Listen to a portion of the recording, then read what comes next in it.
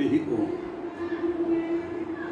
नारायणाय परिपूर्णगुणार्णवाय विश्वोदयस्थितिलयोन्नियतिप्रदाय ज्ञानप्रदाय विबुधासुरसौख्यदुःख सत्कारणाय वितताय नमो नमस्ते। अभ्रमं भङ्गरहितम् अजडं विमलं सदा आनन्दतीर्थमतुलं भजे तापत्रयाः। भवति यदनुभावादेडमूकोऽपि वाग्मि जडमतिरपि जन्तुर्जायते प्रज्ञमौलिः। सकलवचनचेतो देवता भारती सा मम वचसि निधत्तां सन्निधिं मानसे च। अस्मद्गुरुसमारम्भां टीकाकृत्पादमध्यगां श्रीमदाचार्यपर्यन्तां वंदे गुरु परंपरा।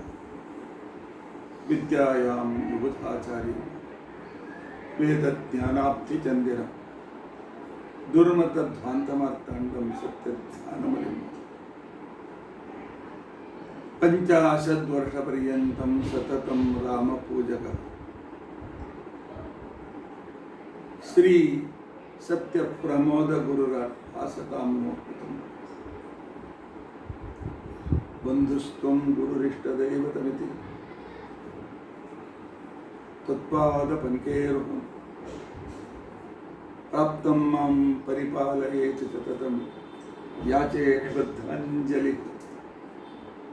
चित्तं मत्गुणदोषचिन्तनविधौ नूनं मनः नाकृथा श्री सत्यात्मगुरो त्वदङ्घ्रियुगलं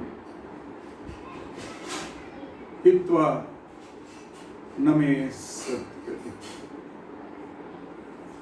यैरहं शुकवत् सम्यक् शिक्षितोऽस्मि कृपालभे तान् वन्दे धेनुकाचार्यान् तत्त्वज्ञानार्थसिद्धये। श्री गुरुभ्यो नमः। हरिः ओम् हरिः ओम् हरिः ओम्। स्वस्तिस्तु अशेष सन्मंगलानि सन्ति। श्लोकैकश्रवणपठनमात्रेण उक्तश्च श्रोतॄणां निखिल कलिकृत कल्मषापनोदनपुटतरे धर्माद्यखिल पुरुषार्थ साधने भूते। अद्य श्री सत्यबोध स्वामिनां चरित्र विवरणारंभे सति किंचित् पूर्वकथानुवादः। हरिः ओम् हरिः ओम्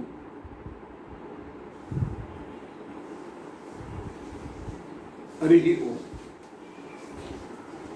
हरे राम राम राम हरे हरे। हरे कृष्ण कृष्ण कृष्ण हरे हरे राम राम राम हरे हरे। हरे कृष्ण कृष्ण कृष्ण हरे हरे राम राम राम हरे हरे। हरे कृष्ण कृष्ण कृष्ण हरे हरे। हरे राम राम राम हरे हरे। हरे कृष्ण कृष्ण कृष्ण हरे हरे। श्री गुरुभ्यो नमः। हरिः ओम् हरिः ओम् हरिः ओम्।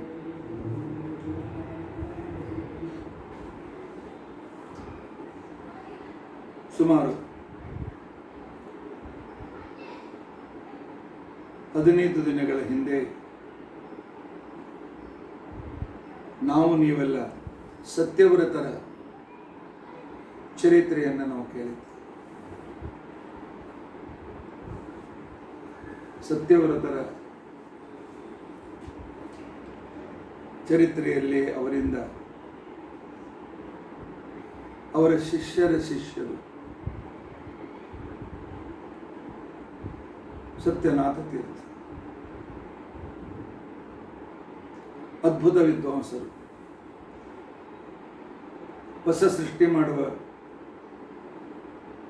ಸಾಮರ್ಥ್ಯವುಳ್ಳವರು, ವಿಶ್ವಾಮಿತ್ರ ವಂಶದಿಂದ ಯುಕ್ತರಾದವರು ಅಂತ ಪ್ರಸಿದ್ಧರಾದವರು,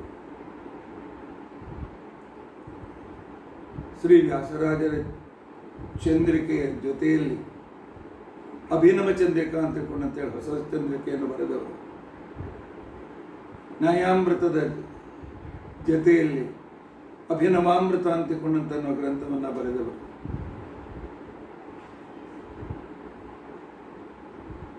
ಚಂದ್ರಿಕೆಯ ಜೊತೆಯಲ್ಲಿ ಅಭಿನವ ಚಂದ್ರಿಕಾ ಅಂತಿಕೊಂಡಂತೇಳಿ ಗ್ರಂಥವನ್ನು ಬರೆದವರು, ತರ್ಕ ತಾಂಡವದ ಜೊತೆಯಲ್ಲಿ ಅಭಿನವ ತಾಂಡವ ಅಂತಿಕೊಂಡಂತೇಳಿ ಗ್ರಂಥವನ್ನು ಬರೆದವರು, ಅದರ ಜೊತೆಯಲ್ಲಿ ಅಭಿನವ ಗದ ಅಂತನ್ನುವ ಗ್ರಂಥವನ್ನು ಬರೆದು ತಮ್ಮ ಶಿಷ್ಯರಿಗೂ ಕೂಡ ಸತ್ಯಾಭಿನವರು ಅಂತ ತಿಳ್ಕೊಂಡಂತೇಳಿ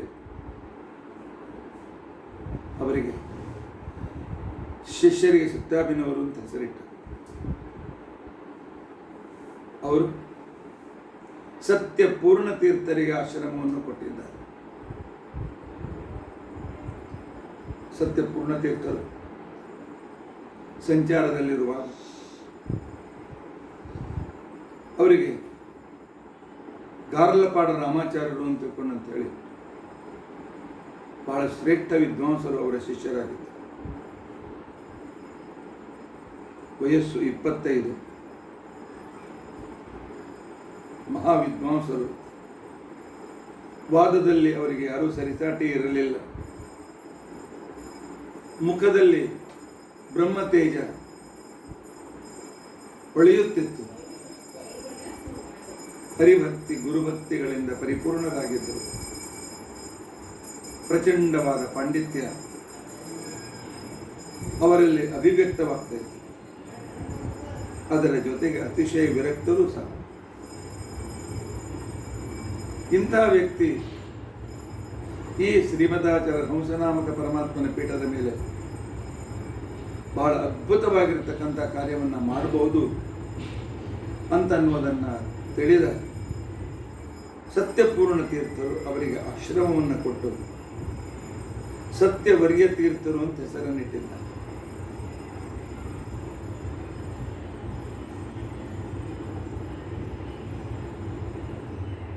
ಅಲ್ಲ, ಸತ್ಯವ್ರತರ ಚರಿತ್ರೆ ಈಗ ಕೇಳ್ತಾ ಇದ್ದೇನೆ ಅಂತ ಕೇಳ್ಬೋದು. ಸ್ವಲ್ಪ ನಿಲ್ಲಿ. ನಾಡಿಲ್ಲ ನಾಡಿದ್ದು, ಅಥವಾ ನಾಡಿದ್ದಲ್ಲ ನಾಳೆ 15ನೇ ತಾರೀಕು ಸತ್ಯಬೋಧ ತೀರ್ಥರ ಆರಾಧನೆ. ಸತ್ಯಬೋಧ ತೀರ್ಥರು ಅವರ ಗುರುಗಳು ಅತಿಶಯವಾದ ವಿಸ್ತಾರವಾದ ಇತಿಹಾಸವನ್ನು ರಚಿಸಿರ್ತಕ್ಕಂಥ ಮಹಾನುಭಾವರು. ಈ ಸತ್ಯವರ ತೀರ್ಥರೇ ಮುಂದೆ ಸತ್ಯಪ್ರಿಯರು ಅಂತ ಪ್ರಸಿದ್ಧರ. ದಕ್ಷಿಣ ಭಾಗದಲ್ಲಿ ಮುಸ್ಲಿಮರ ಆಕ್ರಮಣವಾಗಿರ್ತಕ್ಕಂಥ ಸಂದರ್ಭದಲ್ಲಿ ಹಿಂದೂಗಳ ರಕ್ಷಣೆಗೆ ನಿಂತಿರ್ತಕ್ಕಂಥವರು ಸತ್ಯಪ್ರಿಯರಿಂದ ಸತ್ಯಬೋಧರವರೇ. ಆನಂತರೂ ಕೂಡ ಆ ವಿಸ್ತಾರವಾದ ಚರಿತ್ರೆ ನಾವು ತಿಳಿದುಕೊಳ್ಬೇಕು. ನಮ್ಮ ಹಿರಿಯರ ಮಹಿಮೆಯನ್ನು ಅರ್ಥ ಮಾಡಿಕೊಳ್ಬೇಕು. ಅಶ್ವಿನ ಶುದ್ಧ ಪೂರ್ಣಿಮಾ ದಿವಸ ಗಾರ್ಲಪಾಡ ರಾಮಾಚಾರ್ಯರಿಗೆ ಸತ್ಯಪೂರ್ಣ ತೀರ್ಥರು ಆಶ್ರಮವನ್ನು ಕೊಟ್ಟು ಅವರಿಗೆ ಸತ್ಯವರ್ಯ ತೀರ್ಥರು ಅಂತೇಳಿ ಕರೆದಿದ್ದಾರೆ. ಆ ನಂತರ ಸತ್ಯವರಿಯ ತೀರ್ಥರು ಗುರುಗಳಿಂದ ಅನುಮತಿಯನ್ನು ತೆಗೆದುಕೊಂಡು ಆ ಕಾಲದಲ್ಲಿ ಅವರು ವಿಶೇಷವಾಗಿರ್ತಕ್ಕಂಥ ಸಂಚಾರದಲ್ಲಿರ್ತಕ್ಕಂಥ ಸಂದರ್ಭದಲ್ಲಿ ಮಧ್ಯದಲ್ಲಿ ಸತ್ಯ ಪೂರ್ಣತೀರ್ಥರಿಗೆ ದೇಹಾಲಸ್ಯ ಬಂತು. ಆಗ ಸತ್ಯವರಿಯ ತೀರ್ಥರು ಬಹಳ ದೂರದಲ್ಲಿರ್ತಾರೆ. ಹೀಗಾಗಿ ತಮ್ಮ ಮಠದಲ್ಲೇ ಇರುವ ವಯಸ್ಸಿನಲ್ಲಿಯೂ ಜ್ಞಾನದಲ್ಲಿಯೂ ವೃದ್ಧ ಪಂಡಿತರಾಗಿರ್ತಕ್ಕಂಥ ವಯೋವೃದ್ಧ ಪಾಂಡುರಂಗಿ ಬಾಬಾಚಾರ್ಯರು ಅಂತ ತಿಳ್ಕೊಂಡಂತಿದ್ರು. ಆ ಪಾಂಡುರಂಗಿ ಬಾಬಾಚಾರ್ಯರಿಗೆ ಆಶ್ರಮವನ್ನು ಕೊಟ್ಟು ಸತ್ಯ ವಿಜಯ ತೀರ್ಥರು ಅಂತ ಹೇಳಿ ಅವರಿಗೆ ಹೆಸರನ್ನು ಕೊಟ್ಟರು. ಅವರು ಹೇಳಿದ್ದಾರೆ,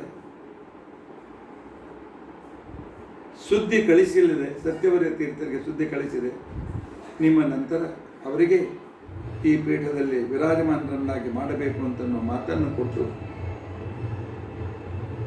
ಸತ್ಯಪೂರ್ಣ ತೀರ್ಥರು ವೃಂದಾವನ ಸ್ಥಳದಲ್ಲಿದ್ದಾರೆ. ಸತ್ಯ ವಿಜಯ ತೀರ್ಥರು ಅದ್ಭುತವಾಗಿರ್ತಕ್ಕಂಥ ಪರಾಕ್ರಮವುಳ್ಳವರು. ತಮಿಳುನಾಡಿನ ಆರಣಿ ಹತ್ತಿರದಲ್ಲಿ ಒಬ್ಬ ರಾಜ ಇದ್ದ. ಅವರಿಗೆ ಮಕ್ಕಳಾಗಿರಲಿಲ್ಲ. ಆ ಪ್ರದೇಶದಲ್ಲಿ ಸಂಚಾರ ಮಾಡ್ತಾ ಇರುವಾಗ ಸತ್ಯವಿಜಯ ತೀರ್ಥರು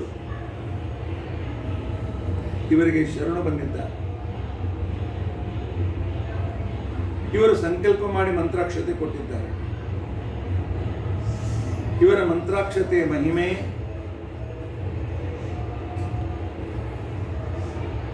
ರಾಜನಿಗೆ 60ನೇ ವಯಸ್ಸಿನ ನಂತರ ಮಗನಾಗಿದ್ದ. ರಾಜನಿಗೆ ಸಂತೋಷ. ಇವರಿಗೆ ಒಂದು ಹಳ್ಳಿಯನ್ನೇ ದಾನವಾಗಿ ಕೊಟ್ಟು ಇವರ ಹೆಸರಿನಲ್ಲಿ ಅದಕ್ಕೆ ಹೆಸರಿಟ್ಟಿದ್ದಾನೆ ಸತ್ಯ ವಿಜಯನಗರ. ಅದು ಹಳ್ಳಿಯನ್ನ ನಗರವನ್ನಾಗಿ ಮಾಡಿದ್ದಾರೆ. ಸತ್ಯ ವಿಜಯ ತೀರ್ಥರು ಆಶ್ರಮದಲ್ಲಿದ್ದ ಪೀಠದ ಮೇಲೆ ಬಹಳ ಕೆಲವೇ ವರ್ಷಗಳು ಅಷ್ಟಲ್ಲಿ ಮಹಾನ್ ವಿಶಿಷ್ಟ ಸಾಮರ್ಥ್ಯವನ್ನು ತೋರಿಸಿರ್ತಕ್ಕಂಥ ಮಹಾನ್ ವ್ಯಕ್ತಿಗಳು. ಇಂತಹ ಅದ್ಭುತವಾಗಿರ್ತಕ್ಕಂಥ ವೈಶಿಷ್ಟ್ಯ ಇದ್ದವರು ಸತ್ಯ ವಿಜಯ ತೀರ್ಥ. ಈ ಸತ್ಯ ವಿಜಯ ತೀರ್ಥರು ತಮ್ಮ ಅವಸಾನ ಸಮೀಪಿಸಿದೆ ಅಂತ ತಿಳ್ಕೊಂಡಂತೇಳಿ ಸತ್ಯವರಿಯ ತೀರ್ಥರನ್ನು ಕರೆದು ಅವರಿಗೆ ಸತ್ಯಪ್ರಿಯ ತೀರ್ಥರು ಅಂತ ತಿಳ್ಕೊಂಡಂತೇಳಿ ನಾಮಕರಣ ಮಾಡಿದ್ದಾರೆ. ವಯಸ್ಸು ಸಣ್ಣದು, ಅದ್ಭುತವಾದ ಪಾಂಡಿತ್ಯ, ಅದರ ಜೊತೆಯಲ್ಲಿ ಶಾಪಾನುಗ್ರಹವಾಗಿರ್ತಕ್ಕಂಥ ಶಾಪಾನುಗ್ರಹದ ಸಾಮರ್ಥ್ಯ, ಅದ್ಭುತವಾದಂಥ ಶಾಪಾನುಗ್ರಹ ಸಾಮರ್ಥ್ಯ. ಅವರು ಸಂಚಾರಕ್ಕೆ ಹೊರಟು ರಾಯಚೂರಿನ ಹತ್ರ ಸುರಪುರದಲ್ಲಿ ಹತ್ತಿರತಕ್ಕಂಥ ಕೊಪ್ಪರ ಕ್ಷೇತ್ರಕ್ಕೆ ಬರ್ತಾರೆ. ನರಸಿಂಹದೇವರ ಸನ್ನಿಧಾನ, ಕೃಷ್ಣಾ ನದಿ ತೀರ. ಇವರ ಪ್ರವಚನ, ಇವರ ವಾದ ಕೇಳಿ ಅಲ್ಲಿರ್ತಕ್ಕಂಥ ಒಬ್ಬ ಶೈವ ವಿದ್ವಾಂಸರು ಇವರಿಗೆ ಶರಣಾಗತರಾಗಿ ವೈಷ್ಣವ ದೀಕ್ಷೆಯನ್ನು ಸ್ವೀಕಾರ ಮಾಡ್ತಾರೆ. ವೈಷ್ಣವ ದೀಕ್ಷೆಯನ್ನು ಸ್ವೀಕಾರ ಮಾಡಿದ 3-4 ದಿನ ಆಗಿರಬಹುದು. ಆ ವೈಷ್ಣವ ದೀಕ್ಷೆಯನ್ನು ಸ್ವೀಕಾರ ಮಾಡಿರ್ತಕ್ಕಂಥ ವ್ಯಕ್ತಿ ಗುರುಗಳ ಹತ್ರ ಇರುವಾಗ ಅವನ ಮಗ ಈಸ್ಲಿಕ್ಕೆ ಹೋಗಿ ನದಿಯಲ್ಲಿ ಮೃತನಾಗ್ತಾನೆ. ಅಧಿವದಿಯ ವ್ಯಕ್ತಿಗಳು ಅವನಿಗೆ ಮೂದಲಿಸ್ತಾ ಇದ್ದಾರೆ, ನೀನು ನಿನ್ನ ಶೈವ ಮತ ಬಿಟ್ಟು, ನೀನು ನಿನ್ನ ಸ್ಮಾರ್ಥ ಪಂಥವನ್ನು ಬಿಟ್ಬಿಟ್ಟು ಹೋಗಿ ಹೋಗಿ ಆ ವೈಷ್ಣವನಾದೆ, ದೇವರಿಗೆ ಸಿಟ್ಟು ಬಂತು, ನಿನ್ನ ಮಗ ಸತ್ತು ಹೋದ ನೋಡು ಅಂತ. ಅವನಿಗೆ ಗುರುಗಳ ಮೇಲೆ ವಿಶ್ವಾಸ, ಆದರೆ ಆಂತರಿಕ ಕಳವಳ. ಏನಪ್ಪ ಏನಾಯ್ತು, ಈಗ ಆಗಿರ್ಬೋದೇನು? ಬಂದು ಗುರುಗಳಿಗೆ ಕಾಲಿಗೆ ಬಿದ್ದಿದ್ದ. ಸತ್ಯಪ್ರಿಯ ತೀರ್ಥರು ರಾಮದೇವರಿಗೆ ಹೇಳ್ತಾರೆ, ರಾಮ ನಿನ್ನ ಪರೀಕ್ಷೆಯ ಸಮಯ, ನಾಳೆ ಯಾರೂ ಕೂಡ ವೈಷ್ಣವ ದೀಕ್ಷೆ ಸ್ವೀಕಾರ ಮಾಡೋದಿಲ್ಲ ಅಂತೇಳಿ ರಾಮನಿಗೆ ಪ್ರಾರ್ಥನೆ ಮಾಡಿ ಆ ಹುಡುಗ ಸತ್ಯೆಲ್ಲ ಕರ್ಕೊಂಡು ಬನ್ನಿ ಅಂತ ಹೇಳ್ಕೊಂಡು ಅಂತೇಳಿ ಕಳೇವರವನ್ನು ಸರಿಸಿ ಶಂಕೋದಕ ಪ್ರೋಕ್ಷಣೆ ಮಾಡ್ತಾರೆ. ಆ ಮಗು ಎದ್ದು ಕೂತ್ಕೊಂಡು ತನ್ನ ಭಕ್ತರ ಮಾತನ್ನು ಸಂರಕ್ಷಣೆ ಮಾಡೋದಕ್ಕೋಸ್ಕರ ಋಷೀಣಾಂ ಪುನರಾಧ್ಯಾನಾಂ ವಾಚ ಮರ್ತೋನುಧಾವತಿ ಅಂತ ಹೇಳ್ಕೊಂಡು ಅಂತ ಹೇಳಿದ ಪ್ರಕಾರ ಆ ಕಾಲದಲ್ಲಿ ಸತ್ಯ ಪ್ರಿಯತೀರ್ಥರಿಂದಾಗಿ ಆ ಮಗ ಜೀವಿತನಾಗ್ತಾನೆ. ಎಲ್ಲ ಕಡೆಯಲ್ಲಿ ಶಿಷ್ಯರು ಇವರು ಸತ್ತವರನ್ನು ಜೀವಿಸ್ತಾರೆ ಹಾಗೆ ಹೀಗೆ ಅಂತ ಇವರ ಕೀರ್ತಿಯನ್ನು ಪ್ರಚಾರ ಮಾಡ್ತಾ ಇದ್ರೆ ಎಲ್ಲರನ್ನೂ ಕರೆದು ಹೇಳ್ತಾರೆ, ಇಲ್ಲ ಇದು ಚಮತ್ಕಾರ ಅಲ್ಲ, ರಾಮದೇವರ ಅನುಗ್ರಹ, ನಾನು ಮಾಡಿದ್ದಲ್ಲ. ಇನ್ನೊಮ್ಮೆ ಈ ರೀತಿಯಾಗಿರ್ತಕ್ಕಂಥ ರೀತಿಯಾದ ಮಾತುಗಳನ್ನು ಎಲ್ಲ ಕಡೆ ಹರಡಿಸಬೇಡಿ ಅಂತ ತಿಳ್ಕೊಂಡು ಅಂತೇಳಿ ತಮ್ಮಲ್ಲಿ ಸಾಮರ್ಥ್ಯ ಇದ್ದರೂ ಕೂಡ ಈ ಕೀರ್ತಿ ನನಗೆ ಎಲ್ಲಿ ಅನಾನುಕೂಲವಾದೀತು ಅಂತ ತಿಳ್ಕೊಂಡು ಅಂತೇಳಿ ಅವರು ಸತ್ಯಪ್ರಿಯ ತೀರ್ಥರು ತಮ್ಮ ಈ ಕೀರ್ತಿಗೆ ಪ್ರಚಾರ ಬೇಡ ಅಂತ ತಿಳ್ಕೊಂಡು ಅಂತೇಳಿ ತಿಳಿಸಿರ್ತಕ್ಕಂಥ ಮಹಾವೀರರು ಇವರು. ಇವರಲ್ಲಿ ಒಬ್ಬ ಸ್ಮಾರ್ತ ಪಂಡಿತ ಘನಶ್ಯಾಮ ಕವಿ ಅಂತ ತಿಳ್ಕೊಂಡಂತ ಇವರ ಶರಣಾಗತನಾದ, ಇವರಿಂದ ದೀಕ್ಷೆ ತೆಗೆದುಕೊಂಡ, ಅದ್ಭುತವಾಗಿರ್ತಕ್ಕಂಥ ಕವಿತ್ವ ಶಕ್ತಿ ಅವನಿಗೆ. ಪ್ರಚಂಡ ರಾಹುದಯ ಅಂತ ತಿಳ್ಕೊಂಡಂತ ಹೇಳಿ ಅಲ್ಲ, ಸಂಕಲ್ಪ ಸೂರ್ಯೋದಯ ಅಂತ ತಿಳ್ಕೊಂಡಂತ ಹೇಳಿ ಒಂದು ಅದ್ವೈತ ಶಾಸ್ತ್ರದ ಗ್ರಂಥ ಇದೆ. ಅದ್ವೈತ ಮತವನ್ನು ತಿಳಿಸಿಕೊಡ್ತಕ್ಕಂತಹ ಒಂದು ವಿಶಿಷ್ಟವಾಗಿರ್ತಕ್ಕಂಥ ನಾಟಕದ ಶೈಲಿಯಲ್ಲಿ ಬರೆದಿರ್ತಕ್ಕಂಥ ಗ್ರಂಥ ಸಂಕಲ್ಪ ಸೂರ್ಯೋದಯ ಅಂತ ತಿಳ್ಕೊಂಡಂತ. ಪ್ರಬೋಧ ಚಂದ್ರೋದಯ ಅಂತ ತಿಳ್ಕೊಂಡಂತನ್ನುವ ಗ್ರಂಥದ ಅದಕ್ಕೆ ಖಂಡನಾತ್ಮಕವಾಗಿ ವಿಶಿಷ್ಟಾದ್ವೈತಿಗಳು ಒಂದು ಇನ್ನೊಂದು ನಾಟಕವನ್ನು ಬರೆದರವರು. ಆ ನಾಟಕದ ಹೆಸರು ಪ್ರಬೋಧ ಚಂದ್ರೋದಯ ಅಂತ ತಿಳ್ಕೊಂಡು. ಇವೆರಡರಲ್ಲಿ ಒಂದು ಕಡೆಯಲ್ಲಿ ಅದ್ವೈತ ಸಿದ್ಧಾಂತದ ವಿವರಣೆ, ಇನ್ನೊಂದು ಕಡೆಯಲ್ಲಿ ವಿಶಿಷ್ಟಾದ್ವೈತ ಸಿದ್ಧಾಂತ ವಿವರಣೆ. ಆದರೆ ಇಲ್ಲಿಯ ಸಿದ್ಧಾಂತ ಅಹಂ ಬ್ರಹ್ಮಾಸ್ಮಿ ಇತ್ಯಾದಿ ವಿಚಾರಗಳು ಸತ್ಸಿದ್ಧಾಂತಕ್ಕೆ ವಿರೋಧಿಗಳು ಅಂತ ತಿಳ್ಕೊಂಡು ಅಂತ ಹೇಳಿ ನಿರ್ಣಯ ಮಾಡಿ ಆಗ ಘನಶ್ಯಾಮ ಕವಿ ಗುರುಗಳ ಆಶೀರ್ವಾದವನ್ನು ಪಡೆದು ಪ್ರಚಂಡ ರಾಹುದಯ ಅಂತ ತಿಳ್ಕೊಂಡಂತೆ ಒಂದು ಗ್ರಂಥವನ್ನು ಬರೀತಾನೆ. ನಮ್ಮ ಗುರುಗಳಾದ ಆಚಾರ್ಯರ ಸತ್ಯಜ್ಞಾನ ವಿದ್ಯಾಪೀಠದಿಂದ ಈ ಪುಸ್ತಕ ಮುದ್ರಿತವಾಗಿದೆ. ಅಲ್ಲಿ ಅವನು ಬರೀತಾನೆ, ಸೂರ್ಯ ಚಂದ್ರರು ಯಾಕೋ ಸ್ವಲ್ಪ ಬದಿಗೆ ತಿರುಗಿ ಹೋಗ್ತಾ ಇದ್ದಾರೆ, ಸಂಚಾರ ಮಾಡ್ತಾ ಇದ್ದಾರೆ ಅಂತ ಅನಿಸ್ತಾ ಇದೆ ಅಂತೇಳಿ ಕೊನೆಗೆ ಹೇಳ್ತಾನೆ. ಯಾಕೆ ಗೊತ್ತೇ? ಸತ್ಯಪ್ರಿಯ ತೀರ್ಥರ ಕೀರ್ತಿ ಅಂತಕೊಂಡಂತನ್ನೋ ಪತಾಕೆ ಸೂರ್ಯಚಂದ್ರಕ್ಕಿಂತ ಮೇಲಿನವರೆಗೆ ಹೋಗಿದೆ. ಹೀಗಾಗಿ ಅವರು ಆ ಪತಾಕ ಸ್ತಂಭವನ್ನು ಪ್ರದಕ್ಷಿಣೆ ಮಾಡಿಕೊಂಡು ಬದಿಯಿಂದ ಸರಿದು ಬರ್ತಾ ಇದ್ದಾರೆ ಅಂತ ತಿಳ್ಕೊಂಡು ಅಂತೇಳಿ ಉತ್ಪ್ರೇಕ್ಷೆಯನ್ನು ಮಾಡಿ ಬರೆದಿರ್ತಕ್ಕಂಥ ಗ್ರಂಥ ಇದು ಪ್ರಚಂಡ ರಾಹುದಯ ಅಂತ ತಿಳ್ಕೊಂಡಂತೆ. ಆ ನಂತರ ಸತ್ಯಪ್ರಿಯ ತೀರ್ಥರು ಬಹಳ ಅದ್ಭುತವಾದಂತಹ ತಪಶಕ್ತಿಯುದ್ದವರು. ಸಂಚಾರ ಮಾಡ್ತಾ ರಾಯಚೂರಿಗೆ ಬಂದಿದ್ದಾರೆ. ರಾಯಚೂರು ಪ್ರಾಂತದಲ್ಲಿ ಇವರು ಇರತಕ್ಕಂಥ ಸಂದರ್ಭದಲ್ಲಿ ಪೇಶ್ವೆಯವರು ದಕ್ಷಿಣದಲ್ಲಿದ್ದ ಆಕ್ರಮಣಕಾರಿಯಾಗಿರ್ತಕ್ಕಂತಹ ಯವನರನ್ನು ಸೋಲಿಸಿ ದೂರ ಮಾಡೋದಕ್ಕೋಸ್ಕರ ಛತ್ರಪತಿ ಶಾಹು ಮಹಾರಾಜನು ತನ್ನ 3 ಸರ್ದಾರರನ್ನ, ಒಬ್ಬ ಸರ್ದಾರನ ಹೆಸರು ಫತ್ತೇ ಸಿಂಗ್ ಗಾಯಕ್ವಾಡ್ ಅಂತ ತಿಳ್ಕೊಂಡಂತೆ, ಇನ್ನೊಬ್ಬ ಸರ್ದಾರನ ಹೆಸರು ರಘೋಜಿ ಪಂತ್ ಭೋಸ್ಲೆ ಅಂತ ತಿಳ್ಕೊಂಡಂತ ಹೇಳಿ. ಮೂರನೇ ಸರ್ದಾರನ ಹೆಸರು ಮುರಾರಿ ರಾವ್ ಅಂತ ತಿಳ್ಕೊಂಡಂತ ಹೇಳಿ. ಇವರು ಮೂರು ದಕ್ಷಿಣ ದೇಶಕ್ಕೆ ಹೊರಟಾಗ ರಾಯಚೂರು ಪ್ರಾಂತ್ಯಕ್ಕೆ ಬರ್ತಾರೆ. ಅವರಿಗೆ ಗೊತ್ತಾಗಿ ಇವರು ಶರಣಕ್ಕೆ ಬರ್ತಾರೆ. ನಾವು ದಕ್ಷಿಣದ ಕುಂಭಕೋಣ, ತಿರುಚನಾಪಳ್ಳಿ, ಆನಂತರ ತಂಜಾವೂರು ಇತ್ಯಾದಿಗಳಲ್ಲಿದ್ದ ಆ ಆಕ್ರಮಣಕಾರಿ ಯವನರನ್ನು ದೂರೀಕರಿಸಿ ದಕ್ಷಿಣದಲ್ಲಿ ಹಿಂದೂ ರಾಜ್ಯವನ್ನು ಸ್ಥಾಪನೆ ಮಾಡಬೇಕು ಅಂತ ಹೊರಟಿದ್ದೇವೆ. ಗುರುಗಳಾದ ಸತ್ಯಪ್ರಿಯ ಇರ್ತಾರೆ, ನಮ್ಮ ಮೇಲೆ ವಿಶೇಷ ಅನುಗ್ರಹ ಮಾಡಿ ಅಂತ ತಿಳ್ಕೊಂಡು ಅಂತೇಳಿ ಕೇಳ್ಕೊಳ್ತಾರೆ. ಸತ್ಯಪ್ರಿಯ ತೀರ್ಥರು ಮೂವರಿಗೂ ಪ್ರತ್ಯೇಕವಾಗಿ ಮಂತ್ರಾಕ್ಷತೆಯನ್ನು ಕೊಡ್ತಾರೆ. ಕೊಟ್ಟು ಹೇಳ್ತಾರೆ ವಿಜಯೀ ಭವ ಅಂತ ತಿಳ್ಕೊಂಡಂತ ಹೇಳ್ತಾರೆ. ಮುಂದೆ ಮುರಾರಿರಾವ್ ತಿರುಚನಾಪಳ್ಳಿಯ ನವಾಬನನ್ನು ಸೋಲಿಸಿ ತಿರುಚನಾಪಳ್ಳಿಯನ್ನು ತನ್ನ ಅಧೀನ ಮಾಡಿಕೊಳ್ತಾರೆ. ಅಧೀನ ಮಾಡಿ ಅವತ್ತೇ ಗುರುಗಳಿಗೆ ಸಂದೇಶ ಕಳಿಸ್ತಾನೆ. ನಿಮ್ಮ ಮಂತ್ರಾಕ್ಷತೆಯಿಂದ ನಾನು ತಿರುಚನಾಪಳ್ಳಿಯಲ್ಲಿ ಹಿಂದೂ ಸಾಮ್ರಾಜ್ಯವನ್ನು ಸ್ಥಾಪನೆ ಮಾಡಿದ್ದೇನೆ, ನೀವು ಬರಬೇಕು, ನನ್ನ ಸೇವೆಯನ್ನು ಸ್ವೀಕಾರ ಮಾಡಬೇಕು ಅಂತ ತಿಳ್ಕೊಂಡಂತಂದಾಗ ಗುರುಗಳು ಸಂಚಾರ ಮಾಡ್ತಾ ತಿರುಚನಾಪಳ್ಳಿಗೆ ಬಂದಿದ್ದಾರೆ. ತಿರುಚನಾಪಳ್ಳಿ ಅಂದರೆ ಇವತ್ತಿನ ಶ್ರೀರಂಗ ರಂಗನಾಥನ ದೇವಾಲಯ ಇರತಕ್ಕಂಥ ಊರು. ಆ ಶ್ರೀರಂಗ ದೇವಾಲಯದಲ್ಲಿ ಬಂದಾಗ ಅಲ್ಲಿ ಒಂದು ಸಮೀಪದ ಮಠದಲ್ಲಿ ಇಳಿದುಕೊಳ್ತಾರೆ.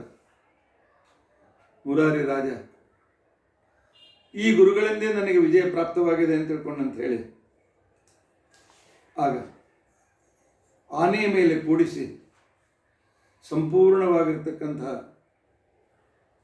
ಶ್ರೀರಂಗದಲ್ಲಿ ಮೆರವಣಿಗೆ ಮಾಡಿ ತನ್ನ ಗುರುಭಕ್ತಿಯನ್ನು ವ್ಯಕ್ತಪಡಿಸಿದ್ದಾರೆ.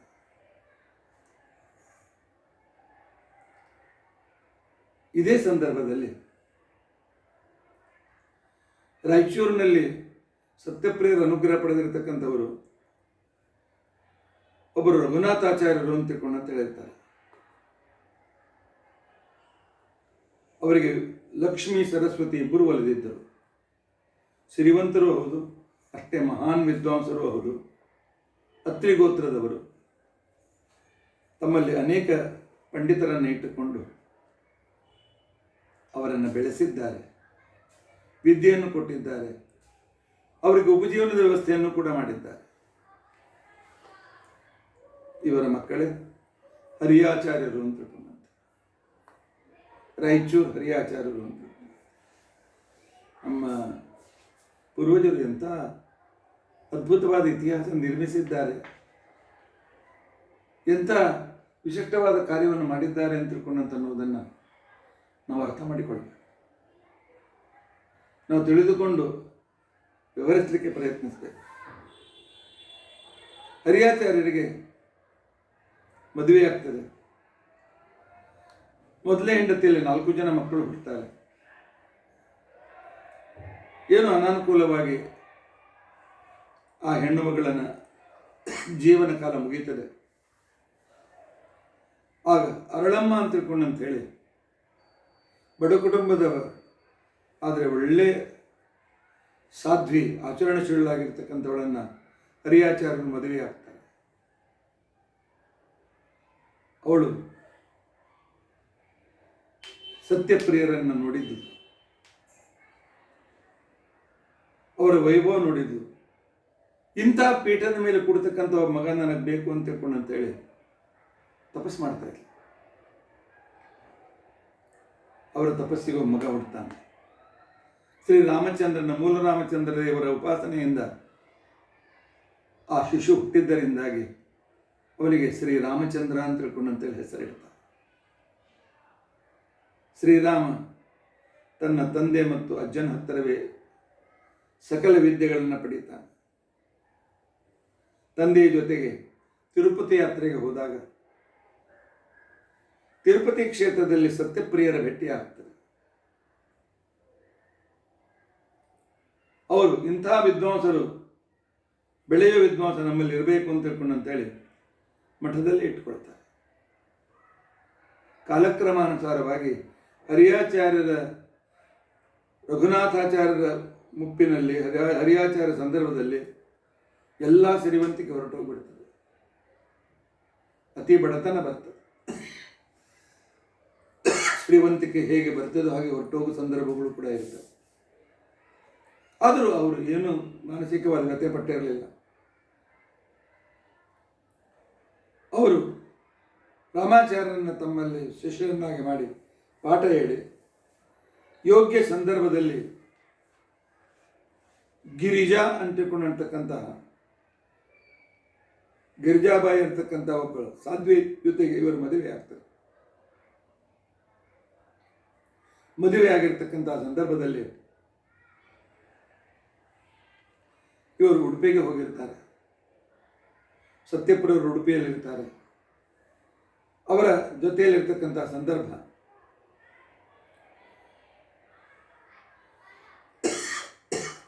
ಚೈತ್ರ ತ್ರಯೋದಶಿ. ಸ್ವಾಮಿಗಳಿಗೆ ಸ್ವಲ್ಪ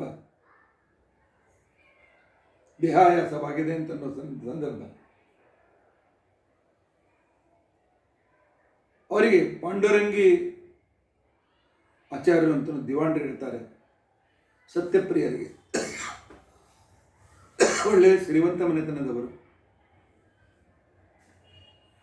ಯಾಕೆ ಪಾಂಡುರಂಗಿ ಮನೆತನದಿಂದಲೇ ದಿವಾಣರಾಗಿ ಬಂದಿರತಕ್ಕಂಥವರು. ಶ್ರೀವಂತಿಕೆ, ಒಳ್ಳೆ ಬಂಗಾರದ ಮಂಟಪ ಹಾಕ್ಕೊಂಡು ಇನ್ನೊಂದು ಪ್ರತ್ಯೇಕವಾದ ಸಂಸ್ಥೆ ಏನು ಅಂತ ತಿಳ್ಕೊಂಡಂತೇಳಿ ಪ್ರತಿಮೆಗಳನ್ನು, ದೇವರ ಪ್ರತಿಮೆಗಳನ್ನು ಇದ್ದಾಗ ಪೂಜೆ ಮಾಡ್ತಾ ಇರ್ತಾರೆ. ಈ ರಾಮಾಚಾರು, ರಾಯಚೂರು ರಾಮಾಚಾರು ಬಡತನ ಬಂದಿರ್ತದೆ. ಒಂದು ಪಂಚೆ, ಒಂದು ಸಣ್ಣ ಮನೆ, ಸಣ್ಣ ದೇವರ ಪೆಟ್ಟಿಗೆ, ಶ್ವೇತವರಾಹ, ಶಾಲಿಗ್ರಾಮ ಅಟ್ಟಿಟ್ಕೊಂಡು ಅಲ್ಲೇ ಬದಿಯಲ್ಲಿ ಬಂದು ಪೂಜೆ ಮಾಡ್ತಾ ಕೂತ್ಕೊಳ್ತಾರೆ. ಪಾಂಡುರಂಗಾಚಾರ್ಯ ಈ ಬಡ ಇಲ್ಲ ಬಂದು ಕೂತ್ಕೊಂಡ. ಅವರು ಪಾಂಡುರಂಗಾಚಾರ್ಯ ಜಪ ಮಾಡ್ತಾ ಇರ್ತಾರೆ. ಆಗ ಅವರಿಗೆ ಗುರು ಗುರು ಗುರು ಗುರು ಅಂತೇಳಿ ಶಬ್ದ ಕೇಳಿಸ್ತಾರೆ. ಏನಪ್ಪ ಅಂತ ಅವರು ಕಣ್ ತೆಗೆದು ನೋಡ್ತಾರೆ. ರಾಯಚೂರು ರಾಮಾಚಾರ್ಯರು ಕಣ್ಮುಚ್ಕೊಂಡು ಜಪ ಮಾಡ್ತಾ ಸ್ತೋತ್ರ ಮಾಡ್ತಾ ಇರ್ತಾರೆ. ಶಾಲಿಗ್ರಾಮದ ಮೇಲೆ ಶ್ವೇತವರಾಹ ದೇವರು ಪ್ರತ್ಯಕ್ಷರಾಗಿ ನರ್ತನ ಮಾಡ್ತಾ ಇರ್ತಾರೆ. ಪಾಂಡುರಂಗಾಚಾರ್ಯರು ಕಣ್ಮುಚ್ತಾರೆ, ಗಾಬರಿ ಆಗ್ತಾರೆ. ಇದನ್ನು ನೋಡಿದ ಆ ಜನರು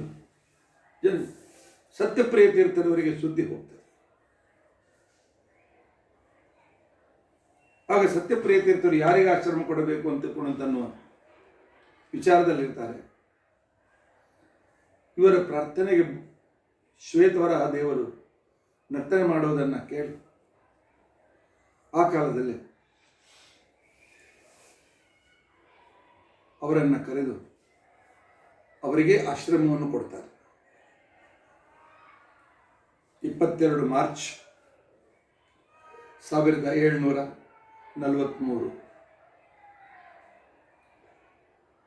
22 ಮಾರ್ಚ್ 1743. ಈ ಸಂದರ್ಭದಲ್ಲಿ ಅವರಿಗೆ ಆಶ್ರಮ ಕೊಟ್ಟು ಅವರಿಗೆ ಸತ್ಯಬೋಧರು ಅಂತ ತಿಳ್ಕೊಂಡಂತೇಳಿ ನಾಮಕರಣ ಮಾಡ್ತಾರೆ. ತಮಗೆ ಆಶ್ರಮ ಸಿಗ್ತದೆ, ತಾವು ಮಠ ನಡೆಸ್ತೇವೆ ಅಂತ ಆಶೆ ಇಟ್ಟುಕೊಂಡಿರ್ತಕ್ಕಂಥ ಪಾಂಡುರಂಗಿ ಆಚಾರ್ಯರಿಗೆ ಬಹಳ ಅಸಮಾಧಾನ ಆಗ್ತದೆ. ಏಕಾಂತದಲ್ಲಿ ಸತ್ಯಪ್ರಿಯವರು ಅವರನ್ನು ಕರೆದು, ಆಚಾರ್ಯರೇ, ಶ್ವೇತವರಾಹನ ದರ್ಶನ ಆಗಿದೆ, ಇದೇನು ಕಡಿಮೆ ಅಲ್ಲ, ನಿಮ್ಮ ಜೀವನದ ಉದ್ಧಾರ ನಿಶ್ಚಿತ ಅಂತೇಳಿ ಅವರಿಗೆ ಬಂಗಾರದ ಪಲ್ಲಕ್ಕಿ ಇತ್ಯಾದಿಗಳನ್ನು ಕೊಟ್ಟು ಸಂತೃಪ್ತರಾಗಿ ಉಳಿದ ಜೀವನ ಸಾಧನೆ ಮಾಡಿ ಅಂತ ಹೇಳಿ ಕಳಿಸಿಕೊಟ್ಟಿದ್ದ. ಆನಂತರ ಸತ್ಯಪ್ರಿಯರ ಜೊತೆಗೆ ತಮಿಳುನಾಡಿನಲ್ಲಿ ಸಂಚಾರ ಮಾಡ್ತಾ ಸತ್ಯಪ್ರಿಯರು ಸತ್ಯಬೋಧರು ಮಾನಾಮಧುರೆಗೆ ಬರ್ತಾರೆ. ಮಾನಾಮಧುರೆಗೆ ಬಂದಿರತಕ್ಕಂತಹ ಸಂದರ್ಭದಲ್ಲಿ ಅಲ್ಲಿ ಸತ್ಯಪ್ರಿಯರಿಗೆ ದೇಹಾಲಸ್ಯವಾಗಿ ಅವರು ವೃಂದಾವನಸ್ಥರಾಗ್ತಾರೆ. ಮಾನಾಮಧುರೆಯಲ್ಲಿ ಅವರಿಗೆ ವೃಂದಾವನವನ್ನು ಸ್ಥಾಪನೆ ಮಾಡುತ್ತೆ. ಬಹಳ ಸುಂದರವಾಗಿರ್ತಕ್ಕಂಥ ವೃಂದಾವನ ಇದೆ. ತಪ್ಪದೇ ಮಾನಾಮಧುರೆಗೆ ಹೋಗಿ ಬನ್ನಿ. ಅದ್ಭುತ ತಪಶಕ್ತಿ ಇರತಕ್ಕಂಥವ್ರು ಸತ್ಯಪ್ರಿಯ ತೀರ್ಥ. ಆ ಸತ್ಯಪ್ರಿಯ ತೀರ್ಥರ ವೃಂದಾವನ ಇವತ್ತಿಗೂ ಕೂಡ ಅಲ್ಲಿ ಅನುಕೂಲವಾದ ಸರಿಯಾಗಿರ್ತಕ್ಕಂಥ ರೀತಿಯಲ್ಲಿ ವಸ್ತೋದಕ ಇತ್ಯಾದಿಗಳ ಸಕಲ ವ್ಯವಸ್ಥೆಗಳು ಕೂಡ ಇವೆ. ಮಾನಾಮಧುರೆಯಲ್ಲಿ ಗುರುಗಳ ಮಹಾಸಮಾರಾಧನೆಯನ್ನು ಮುಗಿಸಿ ಸತ್ಯಬೋಧ ತೀರ್ಥರು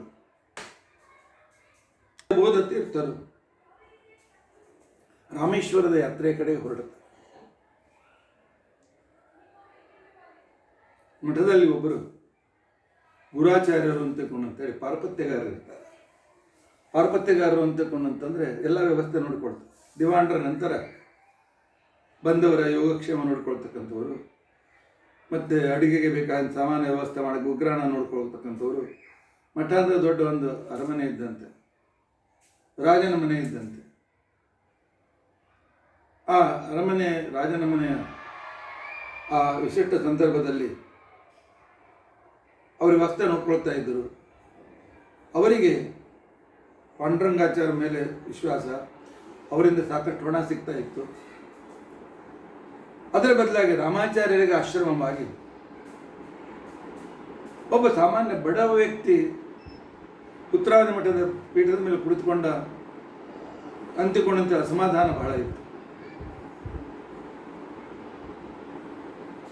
ಸತ್ಯಬೋಧ ತೀರ್ಥರು ಮಾನಾಮಧುರೆಗೆ ಹೋಗಿದ್ದಾರೆ. ಅಂದರೆ ಕೆಲವರು ಪರಮಾತ್ಮ ಹೆಚ್ಚಿನ ಪುಣ್ಯ ಆದರೆ ಕಸಿದುಕೊಳ್ತಾನೆ, ಗುರುದ್ರೋಹ ಮಾಡಿದರೆ ಎಲ್ಲವನ್ನೂ ಕಸಿದುಕೊಳ್ತಾನೆ. ಗುರುಗಳನ್ನು ಟೀಕೆ ಮಾಡಿದರೆ, ಗುರುಗಳಿಗೆ ಹೀಗೆ ಮಾಡಿ ಹಾಗೆ ಮಾಡಿ ಅಂತೇಳಿ ಉಪದೇಶ ಕೊಟ್ಟರೆ, ಮೊನ್ನೆ ಯಾರು ಉಪದೇಶ ಕೊಟ್ಟರು, ನಮ್ಮ ಸ್ವಾಮಿಗಳೆಲ್ಲ ಕಾಲೇಜ್ ಕಟ್ಟಲೆ ಸ್ಕೂಲ್ ಕಟ್ಟಲೆ ಅಂತ ತಿಳ್ಕೊಂಡು ಗುರುಗಳ ಟೀಕೆ ಟಿಪ್ಪಣಿಯನ್ನು ಮಾಡಿದರೆ ಅಥವಾ ಅವರ ನಿಂದೆ ಮಾಡಿದರೆ ಅವರ ಜೀವನ ಸುಖಮಯವಾಗುವುದಿಲ್ಲ. ಇವತ್ತಿಗೂ ನಾವು ಅಂತ ಅನೇಕ ಜನರನ್ನು ನೋಡ್ತೇವೆ. ಶ್ರೀಗಳು ರಾಮೇಶ್ವರದಲ್ಲಿದ್ದಾರೆ. ಅದಕ್ಕಿಂತ ಮೊದಲು ಇರತಕ್ಕಂಥ ರಾಮನಾಥಪುರ ಅಂತ ತಿಳ್ಕೊಂಡಿರ್ತಾರೆ. ಅಲ್ಲಿ ಸೇತುಪತಿ ಅಂತ ತಿಳ್ಕೊಂಡಂತ ಹೇಳಿ ಒಬ್ಬ ಶೂದ್ರ ರಾಜ, ತ್ರಿವರ್ಣೇತರ ರಾಜ್ಯವನ್ನು ಆಳ್ತಾ ಇದ್ದಾರೆ. ಈ ಗುರಾಚಾರ್ಯರು ಅವನಂತ ಹೋಗಿ, ನೋಡು, ಈ ಉತ್ತರಾಮಠ ಸ್ವಾಮಿಗಳು ಸತ್ಯಬೋಧರು ಅಂತಿದ್ದಾರೆ, ರಾಮೇಶ್ವರಕ್ಕೆ ಹೋಗಿದ್ದಾರೆ, ಅವರ ಹತ್ರ ಅಪಾರ ಹಣ ಇದೆ. ರಾಮದೇವರು ಕೊರಳಲ್ಲಿರ್ತಕ್ಕಂಥ ಒಂದೊಂದು ಆ ರತ್ನದ ಪದಕ, ಒಂದು ಹಾರ ನಿನ್ನ ರಾಜ್ಯ ಕೊಂಡದು ಒಂಬಟ್ಟು ಬೆಲೆ ಬಾಳ್ತದೆ. ಆ ರಾಜ್ಯ ಈ ರಾಜ್ಯ ಗೆಲ್ಲೋದ್ ಬದಲಾಗಿ ನೀನು ಅವರನ್ನ ಮುತ್ತಿಗೆ ಹಾಕಿ ಆ ಸಂಪತ್ತನ್ನ ನೀನು ತೆಗೆದುಕೊಂಡ್ಬಿಟ್ರೆ ನಿನ್ನ ಮಕ್ಕಳು ಮಕ್ಕಳು ಮರಿಮಕ್ಕಳು ಮರಿಮಕ್ಕಳು ಮರಿಮಕ್ಕಳು ಎಲ್ಲರೂ ಉದ್ಧತರಾಗ್ತಾರೆ. ನೋಡಿ, ನಾವು ಕಲ್ಪನೆ ಮಾಡಿರ್ತೇವೆ, ಸ್ವಾಮಿಗಳು ವಜ್ರದ ಮಂಟಪದಲ್ಲಿ ದೇವರ ಪೂಜೆ ಮಾಡ್ತಾರೆ, ಬೇಕಾದಷ್ಟು ಜನ ಪಾದ ಪೂಜೆ ಹಣ ಕೊಡ್ತಾರೆ, ಹಾಗೆ ಹೀಗೆ ಬೇಕಾದಷ್ಟು ಸುಖದ ಪತ್ತಿಗೆಯಲ್ಲಿ ಇರ್ತಾರೆ ಅಂತ ತಿಳ್ಕೊಂಡಂತಿಲ್ಲ. ಇದೊಂದು ರಾಜ್ಯ, ವೇದಾಂತ ಸಾಮ್ರಾಜ್ಯ. ಇದಕ್ಕೆ ಅಷ್ಟೇ ವಿಘ್ನ ಸಂತೋಷಿಗಳು ಹೆಚ್ಚು. ಪ್ರತಿಯೊಬ್ಬರು ನಾನು ನೋಡ್ತಾ ಇದ್ದೇನೆ, ನಮ್ಮ ಸ್ವಾಮಿಗಳ ಮೇಲೆ ಎಷ್ಟೋ ಕೇಸ್ಗಳನ್ನು ಹಾಕ್ತಾ ಇದ್ದಾರೆ, ಅದು ಇದು ಏನೇನೋ ಮಾಡ್ತಾ ಇದ್ದಾರೆ. ಇದು ಬರೀ ಆಶ್ರಮ ಅಲ್ಲ, ಇದು ಆಶ್ರಮ. ಒಂದು ಮಠದ ಗುರುಗಳಾಗಿದ್ದುಕೊಂಡು ಭಕ್ತರನ್ನು ಉದ್ಧಾರ ಮಾಡುವ ಜೊತೆಗೆ ಆ ಮಠವನ್ನು ಸಂರಕ್ಷಣೆ ಮಾಡ್ಕೊಂಡು ಬರೋದು ಅಂತ ತಿಳ್ಕೊಂಡಂತಂದ್ರೆ ಅತಿಶ್ರಮವಾದ ತಪಶಕ್ತಿ ಇದ್ದ ವ್ಯಕ್ತಿ ಮಾತ್ರ ಗೆದ್ದು ಬರ್ತಾನೆ. ತಪಶಕ್ತಿ ಇಲ್ಲದೆ ಇದ್ರೆ ಅವನು ಗೆದ್ದು ಬರಲಿಕ್ಕೆ ಸಾಧ್ಯವಾಗುವುದಿಲ್ಲ.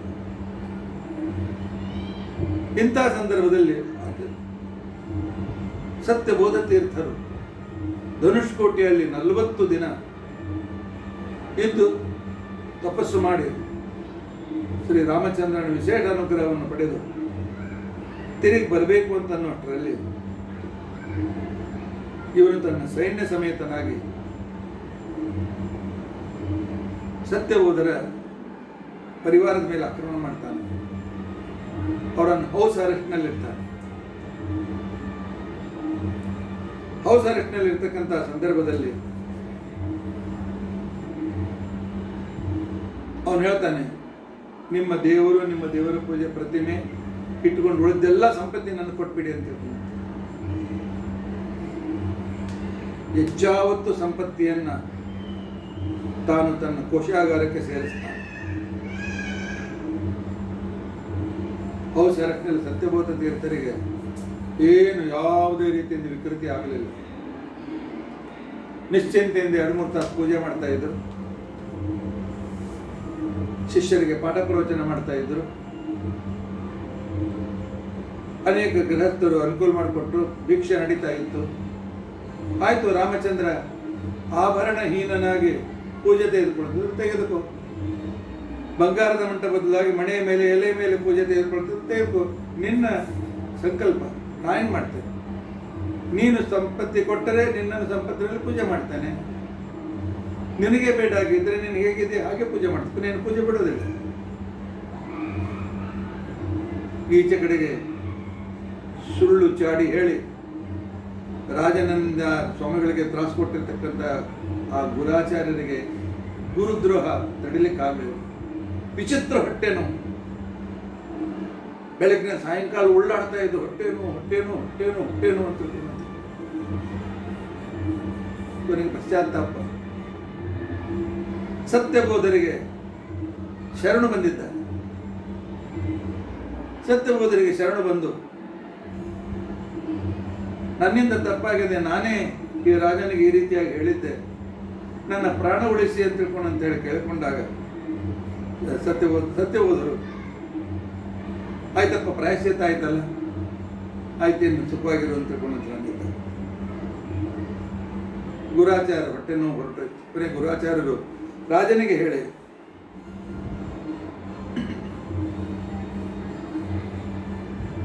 ಇಲ್ಲ ಅವ್ರು ಇಟ್ಟುಕೊಂಡ್ರೆ ನಿನಗೆ ತ್ರಾಸು, ಖರ್ಚು ನಡೆಸಬೇಕಾಗ್ತದೆ, ಬಿಟ್ಬಿಡು, ಸಂಪತ್ತಿ ನಿನ್ನ ಹತ್ರ ಇದೆ ಎಲ್ಲ ಅಂತ ಹೇಳಿ ಸತ್ಯಬೋಧರಿಗೆ ಮುಂದೆ ಹೋಗ್ಲಿಕ್ಕೆ ಅವನು ಅನುಮತಿಯನ್ನು ಕೊಡ್ತಾನೆ.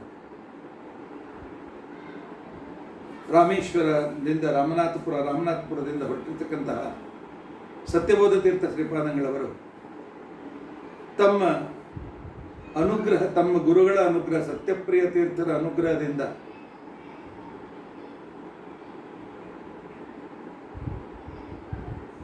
ತಿರುಚನಾಪಳ್ಳಿಯನ್ನು ಗೆದ್ದಿರ್ತಕ್ಕಂಥ ಮುರಾರಿರಾವ್ ಹತ್ರ ಬರ್ತಾನೆ. ಆ ಕಡೆಗೆ ಹೊರಟಿರ್ತಕ್ಕಂಥ ಸಂದರ್ಭದಲ್ಲಿ ದಾರಿಯಲ್ಲಿ ಅಕ್ಕಾಟ್ ಅಂತ ಹೇಳಿ ಪ್ರದೇಶ, ಅಲ್ಲಿ ಒಬ್ಬ ನವಾಬ, ಯವನ ನವಾಬ ರಾಜ್ಯವನ್ನು ಆಳ್ತಾ ಇರ್ತಾನೆ.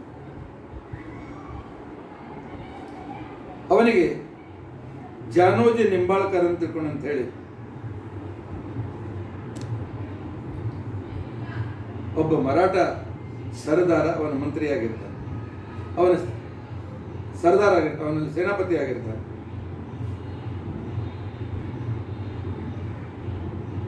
ದಾರಿಯಲ್ಲಿ ಅವರು ಇನ್ನೂ ತಿರುಚನಾಪಳ್ಳಿ ಮುಟ್ಟಿರಲಿಲ್ಲ. ಸತ್ಯಬೋಧ ತೀರ್ಥರು ಪರಮಾತ್ಮ ಎಷ್ಟು ಪರೀಕ್ಷೆ ತೆಗೆದುಕೊಳ್ತಾನೆ ನೋಡಿ. ಅವರಿಗೆ ಯಾರೋ ಹೇಳಿದರು, ಅರ್ಕಾಟ್ ನವಾಬನ ಹೆಸರು ಅಲ್ಲಾ ಮುಲುಕ್ ಅಂತ.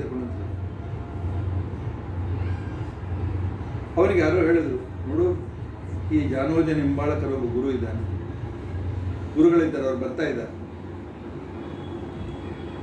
ಸಂಪತ್ತಿಯೆಲ್ಲ ಅವನು ಸೇತುಪತಿ ಕಸ್ಕೊಂಡು ಬಿಟ್ಟಿದ್ದಾನೆ, ಅವ್ರ ಹತ್ರ ಏನಿಲ್ಲ ಈಗ. ಆದರೆ ಇವರ ಶಿಷ್ಯನು ಈ ತಿರುಚನಾಪಳ್ಳಿ ಮುರಾರಿ. ನಿನಗೆ ಏನಾದರೂ ಮಾಡಿ ತಿರುಚನಾಪಳ್ಳಿ ತೆಗೆದುಕೊಳ್ಬೇಕಾಗಿದೆ. 6 ತಿಂಗಳಿಂದ ಅವನು ಪ್ರಯತ್ನ ಮಾಡ್ತಾ ಇದ್ದ. ಆದರೆ ಮುರಾರಿ ರಾಯನ ಹತ್ರ ಒಳ್ಳೆ ತೋಪುಗಳಿದ್ದದರಿಂದಾಗಿ ತಿರುಚನಾಪಳ್ಳಿ ಕೋಟೆ ಅಂದರೆ ಶ್ರೀರಂಗವನ್ನು ವಶ ಮಾಡಿಕೊಳ್ಳಿಕ್ಕೆ ಆಗ್ತಿರಲಿಲ್ಲ. ನೀನು ಈ ಗುರುಗಳನ್ನು ಅರೆಸ್ಟ್ ಮಾಡಿ ಅಂದರೆ ನಿನ್ನ ಬಂಧನದಲ್ಲಿಟ್ಟುಕೊಂಡು ಇಮೋಷ್ನಲ್ ಬ್ಲ್ಯಾಕ್ಮೇಲ್ ಮಾಡ್ಬೋದು. ಇಮೋಷ್ನಲ್ ಬ್ಲ್ಯಾಕ್ಮೇಲ್ ಅಂತ ತಿಳ್ಕೊಂಡಂತಂದ್ರೆ ಹೇಗೆ ಅಂತಂದರೆ, ನೀನು ತ್ರಿಚನಾಪಳ್ಳಿ ಕೊಟ್ಟರೆ ನಿಮ್ಮ ಗುರುಗಳನ್ನು ಬಿಡ್ತೇನೆ ಅಂತ ತಿಳ್ಕೊಂಡು. ಆ ಕಾಲದಲ್ಲಿ ತ್ರಿಚನಾಪಳ್ಳಿಯಲ್ಲಿ ಇರ್ತಕ್ಕಂಥ ಸಂದರ್ಭ, ಸ್ವಾಮಿಗಳನ್ನು ಹೌಸ್ ಅರೆಸ್ಟ್ನಲ್ಲಿ ಇಟ್ಟಿದ್ದಾರೆ. ಆದರೂ ಮುರಾರಿ ರಾಯನಿಗೆ ಹೇಳಿ ಕಳಿಸಿದ, ಸ್ವಾಮಿಗಳು ಹೇಳಿ ಕಳಿಸಿದ್ರು, ಚಿಂತೆ ಮಾಡಬೇಡ, ನನ್ನ ಸಲುವಾಗಿ ಚಿಂತೆ ಮಾಡಬೇಡ, ನಿನ್ನ ರಾಜ್ಯ ನೀನು ರಕ್ಷಣೆ ಮಾಡಿಕೊ ಅಂತ ಹೇಳ್ಕೊಂಡು ಅಂತ ಹೇಳಿ. ಆಗ ಅರ್ಕಾಟ್ ನವಾಬ್ ಏನ್ ಮಾಡ್ತಾನೆ, ಜಾನೋಜಿ ನಿಂಬಾಳ್ಕರನ್ನ, ಜಾನೋಜಿ ನಿಂಬಾಳ್ಕರ್ ಒಂದು ಕೆಲಸ ಮಾಡಿರ್ತಾನೆ, ಅರ್ಕಾಟ್ ನವಾಬನಿಗೆ ಹೇಳಿ ಸೇತುಪತಿಗೆ ಸುದ್ದಿಯನ್ನು ಕಳಿಸಿರ್ತಾನೆ. ನೋಡು, ನವಾಬನ ಅಧೀನ ನೀನಿದ್ದಿ, ನವಾಬನ ಸೈನ್ಯ ನಿನ್ನನ್ನು ಮಾಡಿ ನಾಶಪಡಿಸ್ತದೆ, ನಮ್ಮ ಗುರುಗಳ ಸಂಪತ್ತಿನೆಲ್ಲ ಕೊಡು ಅಂತ ತಿಳ್ಕೊಂಡು ಅಂತೇಳಿ ಅಂದಾಗ, ಆ ಕಾಲದಲ್ಲಿ ಸೇತುಪತಿ ರಾಜನಿಂದ, ಅವನು ಅಮನಾಥ್ಪುರದ ಸೇತುಪತಿ ಎಲ್ಲ ಸಂಪತ್ತಿಯನ್ನು ತಂದು ಗುರುಗಳಿಗೆ ಕೊಟ್ಬಿಡ್ತಾನೆ. ಗುರುಗಳಿಗೆ ಒಬ್ಬ ವಿಶೇಷವಾಗಿರ್ತಕ್ಕಂತಹ ತ್ರಿಕಟಾಪಲ್ಲಿ ಭೀಮ ಅಂತಿಕೊಂಡು, ಭೀಮರಾಜ ಅಂತಿಕೊಂಡಂತೆ ಶಿಷ್ಯ ಇರ್ತಾನೆ. ಸತ್ಯಬೋಧರು ತಮ್ಮ ಸಂಪೂರ್ಣ ಸಂಪತ್ತಿಯನ್ನು ಮೂಲರಾಮಾದಿ ಪ್ರಮುಖ ಪ್ರತಿಮೆಗಳನ್ನು ಕೊಟ್ಟು ಸುರಕ್ಷಿತ ಸ್ಥಳದಲ್ಲಿಡು ಅಂತೇಳಿ ತಮ್ಮ ಜೊತೆಯಲ್ಲಿ ಬೆಸುಮ ಶಾಲೆಗ್ರಾಮವನ್ನು ಮಾತ್ರ ಇಟ್ಟುಕೊಂಡು, ಮುಖ್ಯವಾದ ದಿಗ್ವಿಜಯ ಪ್ರತಿಮೆಯನ್ನು ದಿಗ್ವಿಜಯರಾಮ ಪ್ರತಿಮೆಯನ್ನು ತಮ್ಮಂತ ಇಟ್ಟುಕೊಂಡು ಇರ್ತಾರೆ. ಆದರೆ ರಾಮಯ್ಯ ಅಂತ ಹೇಳಿ ಅಂತಕ್ಕಂಥ ಒಬ್ಬ ವ್ಯಕ್ತಿ ಅರ್ಕಾಟ್ ನವಾಬನಿಗೆ, ಅಲ್ಲಾಮುಲ್ಲನಿಗೆ ತ್ರಿಚನಾಪಳ್ಳಿ ಬೇಕಾಗಿದ್ದರೆ ಸತ್ಯಬೋಧರನ್ನ ನಿನ್ನ ಅಧೀನದಲ್ಲಿ ಇಟ್ಕೊ ಅಂತ ತಿಳ್ಕೊಂಡು ಅಂತ ಹೇಳಿ ಹೇಳ್ತಾರೆ. ಮುರಾರಿ ರಾಯನ ಸಂಪತ್ತಿ ಇವ್ರ ಹತ್ರ ಇತ್ತು, ಇದೆಲ್ಲೋ ಇಟ್ಟಿದ್ದಾರೆ. ಇವನ ಸಂಪತ್ತಿ ಎಲ್ಲ ತ್ರಿಕಟಾಪಲ್ಲಿ ಭೀಮರಾಯನ ಹತ್ರ ಇದೆ. ಈ ಸ್ವಾಮಿಗಳನ್ನು ಬಂಧಿಸು, ಮುರಾರಿ ನಿನಗೆ ರಾಜ್ಯವನ್ನು ಕೊಡ್ತಾನೆ, ಸಂಪತ್ತಿಯು ನಿಮಗೆ ಸಿಗ್ತದೆ ಅಂತ ತಿಳ್ಕೊಂಡು ಅಂತೇಳಿ ಕೋನೇರಿ ರಾಮಯ್ಯ ಅಂತ ತಿಳ್ಕೊಂಡು ಅಂತೇಳಿ, ಕೊನೆಯ ಅಂತ ಹೆಸರು, ಕೋನೇರಲ್ಲ, ಕೋನೆಯ ರಾಮಯ್ಯ ಅಂತ ತಿಳ್ಕೊಂಡು ಅಂತ ಹೇಳ್ತಕ್ಕಂಥವನು ನವಾಬನ ಕಿವಿ ತುಂಬುತ್ತಾನೆ. ಆಗ ನವಾಬ ತನ್ನ ಮಂತ್ರಿಯಾದ ಜಾನೋಜಿ ನಿಂಬಾಳ್ಕರ್ ಇದ್ರೆ ಈ ಸ್ವಾಮಿಗಳನ್ನು ಅರೆಸ್ಟ್ ಮಾಡ್ಲಿಕ್ಕೆ ಬರೋದಿಲ್ಲ ಅಂತ ತಿಳ್ಕೊಂಡು ಅಂತೇಳಿ, ಆ ಕಾಲದಲ್ಲಿ ಜಾನೋಜಿ ನಿಂಬಾಳ್ಕರ್ನನ್ನು ಬಹಳ ದೂರದಲ್ಲಿ ಒಂದು ಕಡೆ ಯುದ್ಧ ನಡೆದಿರ್ತದೆ, ಅದನ್ನು ಯೋಗಕ್ಷೇಮ ನೋಡ್ಕೊಂಡು ಕಳಿಸ್ಕೊಟ್ಬಿಡ್ತಾನೆ ಮಾಡಿ. ಆ ನಂತರ ತನ್ನ ಸರ್ದಾರರಿಂದ ಮಠದ ಸಂಪತ್ತಿಯನ್ನೆಲ್ಲ ತನ್ನ ವಶ ಮಾಡಿಕೊಳ್ತಾನೆ. ವಶ ಮಾಡಿಕೊಂಡು ನೋಡ್ತಾನೆ, ಬಂಗಾರದ ಗಂಗಾಳ, ಬಂಗಾರದ ಕೊಡ, ಅನೇಕ ರೀತಿಯಾಗಿರ್ತಕ್ಕಂತಹ ಆಭರಣಗಳು, ಅನೇಕ ರೀತಿಯಾಗಿರ್ತಕ್ಕಂಥ ಪಾತ್ರೆಗಳು, ತಂಬಿಗೆಗಳು, ತಾಲಿಗಳು, ಅರ್ಗೆ ಪಾತ್ರೆಗಳು, ಬಂಗಾರ, ಎಲ್ಲದರ ಮೇಲೆ ರಾಜರ ಹೆಸರುಗಳು, ಪೂರ್ವದಲ್ಲಿದ್ದ ರಾಜರ ಹೆಸರುಗಳು.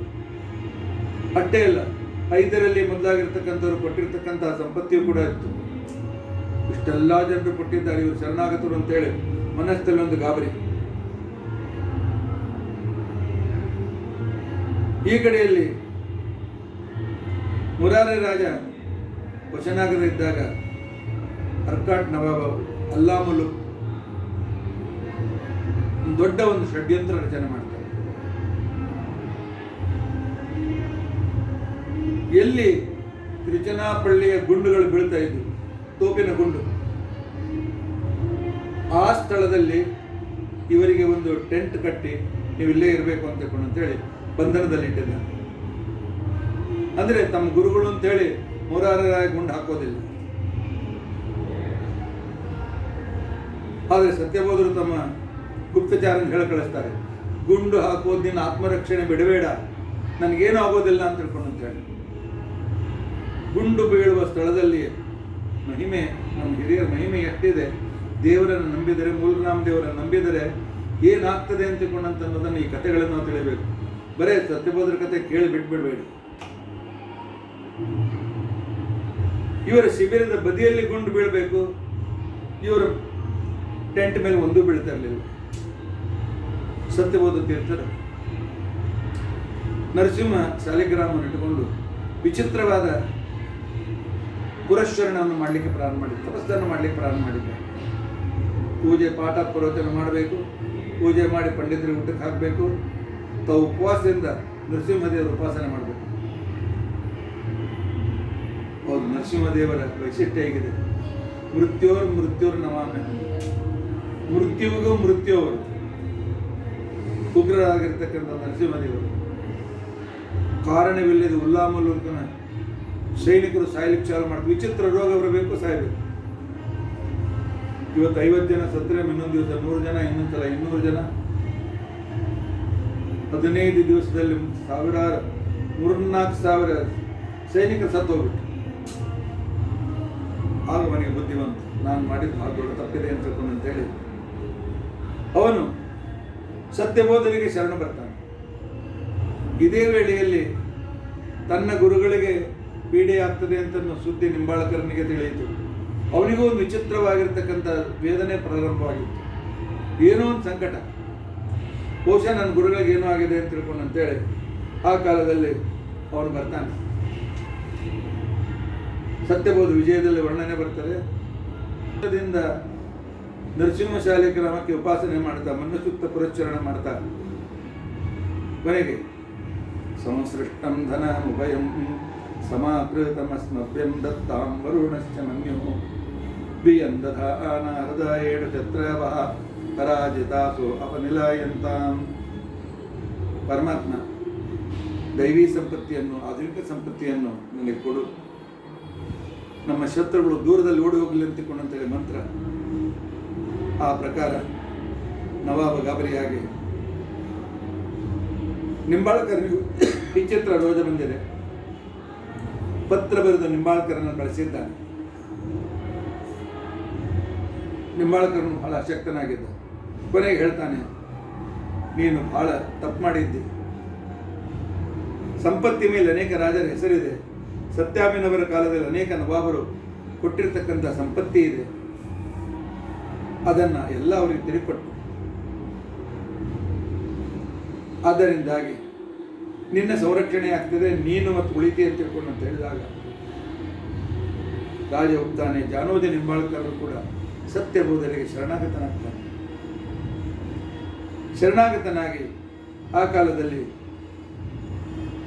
ಅಲ್ಲೇ ಸಮೀಪದ ಕಾವೇರಿ ತೀರದಲ್ಲಿ ಚಾತುರ್ಮಾಸ್ಯವನ್ನು ಮಾಡ್ರಿ ಅಂತಿಕೊಂಡಂತೆ ಪ್ರಾರ್ಥನೆ ಮಾಡಿಕೊಳ್ತಾನೆ. ನವಾಬನಿಂದ ಎಲ್ಲ ಸಂಪತ್ತಿಯನ್ನು ಕೊಡಿಸ್ತಾನೆ. ಅಂತಹ ಸಂದರ್ಭದಲ್ಲಿ ನಿಂಬಾಳ್ಕರ್ ಮತ್ತು ಅಲ್ಲಾಮುಲ್ ಅರ್ಕಾಟ್ ನವಾಬ್ ಗುರುಗಳ ಹತ್ರ ಬಂದು ಪ್ರಾರ್ಥನೆ ಮಾಡ್ತಾರೆ. ಗುರುಗಳೇ, ಹೇಗಾದರೂ ಮಾಡಿ ಕೋಟೆ ಕೊಡಿಸಿ, ನನ್ನ ಅಪಮಾನ ಆಗಿದೆ, ನನಗೆ ಅಲ್ಲಿಯ ಸಂಪತ್ತಿ ಬೇಕಾಗಿಲ್ಲ, ಕೋಟೆ ಕೊಡಿಸಿ ಅಂತಕೊಂಡು ಅಂತ ಹೇಳಿ ಪ್ರಾರ್ಥನೆ ಮಾಡಿದಾಗ